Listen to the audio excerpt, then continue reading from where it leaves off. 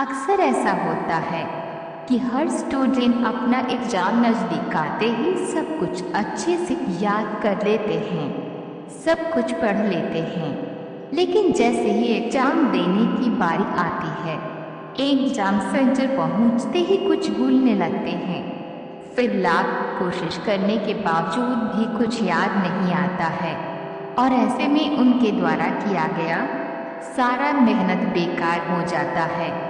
दोस्तों, जब भी याददाश्त शक्ति की बात होती है तो सबसे पहले स्वामी विवेकानंद का चेहरा सामने आता है।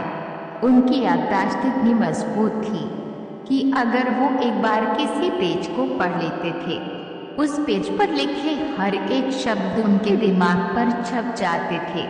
आज मैं आप सभी को स्वामी विवेकानंद स्मरण शक्ति के बारे में, उनके जीवन से जुड़ी एक ऐसी घटना के बारे में बताने वाली हूँ जिसको जानने के बाद आप भी अपने मेमोरी पावर को कई गुना बढ़ा सकते हैं।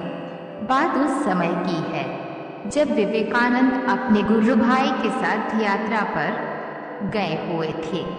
स्वामी जी को पढ़ना बहुत अच्छा लगता था। उन्हें जहाँ भी अच्छी किताबें मिलती थी तब वे उसे ज़रूर पढ़ते थे। किसी भी नई जगह पर वे लाइब्रेरी अवश्य खोजते थे। एक शहर में उन्हें पुस्तकालय में कई ऐसी किताबें दिखाई दी जिन्हें वे पढ़ना चाहते थे। किताबें पढ़ने के लिए स्वामी विवेकानंद उनके गुरु भाई कुछ दिनों तक उसी शहर में रुक गए। गुरु भाई उन्हें पुस्तकालय से संस्कृत और अंग्रेजी की नई नई किताबें ला कर देते थे। स्वामी जी उन किताबों को एक ही दिन के बाद पढ़कर वापस कर देते थे। कई दिनों तक कैसा ही चलता रहा। लाइब्रेरियन ये सब देखकर हैरान था। उसने स्वामी जी के गुरु भाई से पूछा कि आप इतनी सारी नई नई किताब केवल देखने के लिए ले जाते हैं? यदि इन्हें केवल देखना ही है तो मैं यहीं पर दिखा देता हूँ। रोज इतना वजन उठाने की क्या आवश्यकता है? स्वामी जी के गुरु भाई ने कहा, भाई जैसा आप समझ रहे हैं वैसा कुछ नहीं है।